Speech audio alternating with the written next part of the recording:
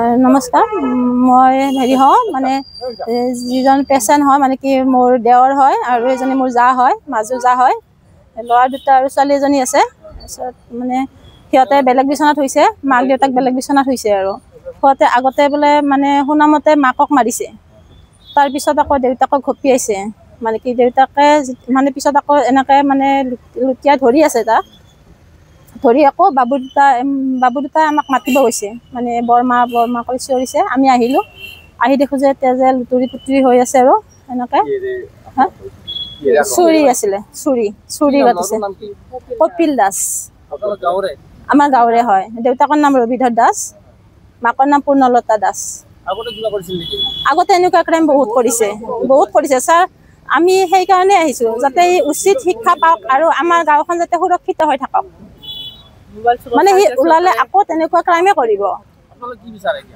আমি তাক মানে জেলৰ পৰা ওলাই অহাটো নিবিচাৰোঁ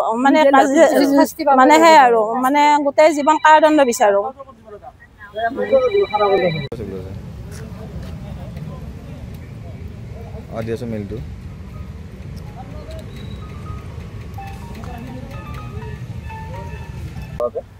যোৱা নিশা আলেকদিৰি গাঁৱৰ শ্ৰী শংকৰ দাসৰ ঘৰত শ্ৰী কপিল দাস নামৰ ল'ৰা এজনে প্ৰৱেশ কৰি হত্যাৰ চেষ্টা চলাই তেওঁক খুব বহুতখিনি আঘাত হানে আৰু এই চুৰিৰ আঘাত কৰাৰ পিছত তেওঁ সংকটমুক্ত হ'ব পৰা নাই এতিয়াও মেডিকেলত জনোৱা মতে তেওঁক তাৰমানে বহুতখিনি আঘাত কৰিছে দুজনক আঘাত কৰিছে তেওঁৰ পত্নী আৰু শংকৰ দাসক আৰু শংকৰ দাসৰ পত্নীক আঘাত কৰিছে এইটো কপিল দাস নামৰ ল'ৰাজনে তেওঁৰ ঘৰৰ আলগেৰিতে একে গাঁৱৰে ল'ৰা দুইজন তেওঁ নাজানো এতিয়া একো কৰা নাই তেওঁ যি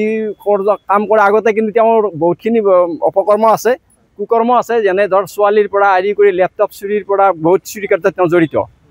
গাঁৱত বহুতখিনি বস্তু চোৰাৰ কৰিছিল আৰু সেইকাৰণে তেওঁ তাৰমানে এনেই দাগী হৈ আছে এই থানাটো আছে তেওঁৰ ৰিজাল্ট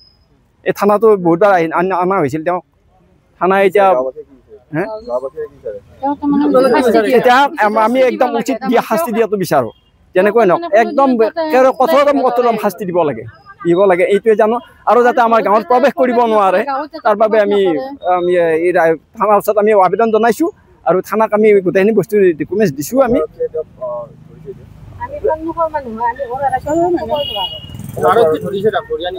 আনিছে এতিয়া আৰক্ষী তেওঁক ধৰি আনিছে ৰাতিয়ে আনিছে ধৰি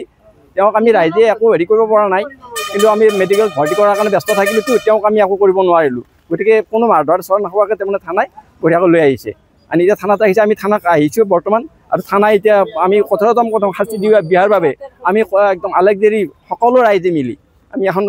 হেৰি দৰখাস্ত দিছোঁ থানাক আৰু থানাই এতিয়া কি কৰে সেইটো এটা থানাৰ ওপৰত নিৰ্ভৰ কৰিব